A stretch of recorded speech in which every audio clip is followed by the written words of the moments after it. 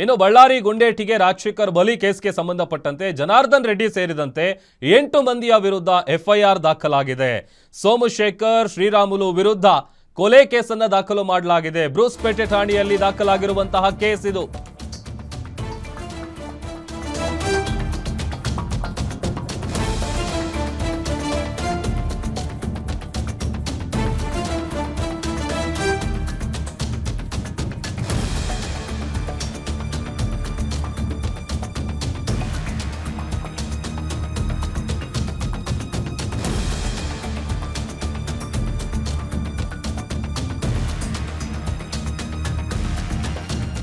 ಬಳ್ಳಾರಿ ಗುಂಡೇಟಿಗೆ ರಾಜಶೇಖರ್ ಬಲಿ ಕೇಸ್ಗೆ ಸಂಬಂಧಪಟ್ಟಂತೆ ಜನಾರ್ದನ್ ರೆಡ್ಡಿ ಸೇರಿದಂತೆ 8 ಮಂದಿಯ ವಿರುದ್ಧ ಎಫ್ಐಆರ್ ದಾಖಲಾಗಿದೆ. ಸೋಮಶೇಖರ್ ಶ್ರೀರಾಮುಲು ವಿರುದ್ಧ ಕೂಡ ಕೊಲೆ ಕೇಸ್ ದಾಖಲಾಗಿದೆ. ಬ್ರೂಸ್ಪೇಟೆ ಠಾಣೆಯಲ್ಲಿ ಫೈಲ್ ಆಗಿರುವಂತಹ ಕಂಪ್ಲೇಂಟ್ ಇದು.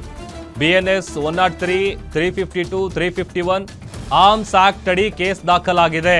ಕೊಲೆ, ಶಾಂತಿ ಭಂಗ, ಕ್ರಿಮಿನಲ್ ಬೆದರಿಕೆಯಡಿ ಕೇಸ್ಗಳನ್ನು ದಾಖಲು ಮಾಡಲಾಗಿದೆ. ರಾಜಶೇಖರ್ ಕೇಸ್ನಲ್ಲಿ ಜನಾರ್ದನ್ ರೆಡ್ಡಿ ಅವರು A1 ರಾಜಶೇಖರ್ ಅವರ ಅಣ್ಣ ಈಶ್ವರ್ ನೀಡಿರುವಂತಹ ದೂರಿನ ಆಧಾರದ ಮೇಲೆ ಕೇಸ್ ದಾಖಲಾಗಿದೆ.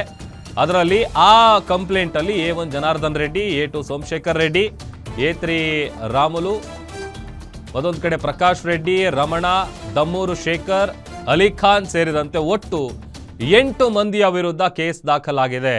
ವಾಲ್ಮೀಕಿ ಫ್ಲೆಕ್ಸ್ ವಿಚಾರದಲ್ಲಿ ನಡೆದಂತಹ ಗಲಭೆ ಇದು. ಬಳ್ಳಾರಿ ನಗರದಲ್ಲಿ ಗಲಭೆ ವೇಳೆ ಹಾರಿದ್ದಂತಹ ಗುಂಡಿಗೆ ರಾಜಶೇಖರ್ ರೆಡ್ಡಿ ಅವರು ಸಾವನ್ನಪ್ಪಿದ್ರು. ಮತ್ತೊಂದು ಕಡೆ ಈ ಜನಾರ್ದನ್ ರೆಡ್ಡಿ, ಶ್ರೀರಾಮುಲು, ಸೋಮಶೇಖರ್ ರೆಡ್ಡಿಗೆ ಒಂದು ಕಡೆ ಸಂಕಷ್ಟ ಎದುರಾಗಿದೆ. ಎಲ್ಲರ ವಿರುದ್ಧವೂ ಕೂಡ ಪ್ರತ್ಯೇಕವಾಗಿ 4 ಕೇಸ್ಗಳನ್ನು ಪೊಲೀಸರು ದಾಖಲು ಮಾಡಿದ್ದಾರೆ. ಬ್ರೂಸ್ಪೇಟೆ ಠಾಣೆಯಲ್ಲಿ ದಾಖಲಾಗಿರುವಂತಹ ಕೇಸ್ ಇದು. FIR ಪ್ರತಿ ಕೂಡ ನೀವು ಗಮನಿಸ್ತಾ ಇದ್ದೀರಿ. ನಾಳೆ ಏನು ಕಾರ್ಯಕ್ರಮ ಇರುತ್ತೆ, ಆ ಕಾರ್ಯಕ್ರಮದ ನಿಮಿತ್ತ ಬಳ್ಳಾರಿಯ ಎಲ್ಲ ಭಾಗದಲ್ಲೂ ಕೂಡ ಬ್ಯಾನರ್ಗಳನ್ನು ಅಳವಡಿಸ್ತಾ ಇದ್ರು. ಆ ಸಂದರ್ಭದಲ್ಲಿ ಶುರುವಾದಂತಹ ಗಲಾಟೆ, ಆ ಗಲಾಟೆಗೆ ಸಂಬಂಧಪಟ್ಟಂತೆ ಈಗ ಎಲ್ಲರ ವಿರುದ್ಧವೂ ಪ್ರತ್ಯೇಕವಾಗಿ 4 ಕೇಸ್ಗಳನ್ನು ಪೊಲೀಸರು ದಾಖಲು ಮಾಡಿದ್ದಾರೆ.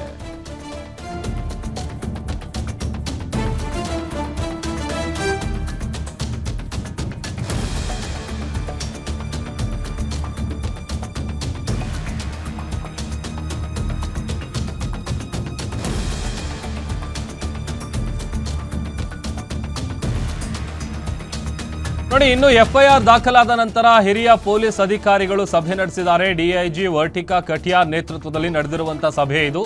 ಅಂದ್ರೆ ಜನಾರ್ದನ್ ರೆಡ್ಡಿ ಸೇರಿದಂತೆ 8 ಮಂದಿಯ ವಿರುದ್ಧ ಏನ್ ಕೊಲೆ ಕೇಸ್ ದಾಖಲಾಗಿದೆ, ಆ ಪ್ರಕರಣಗಳ ವಿಚಾರಕ್ಕೆ ಸಂಬಂಧಪಟ್ಟಂತೆ DGP ಸಲೀಂ ಅವರಿಗೆ ಮಾಹಿತಿ ಕೊಡಲಾಗಿದೆ.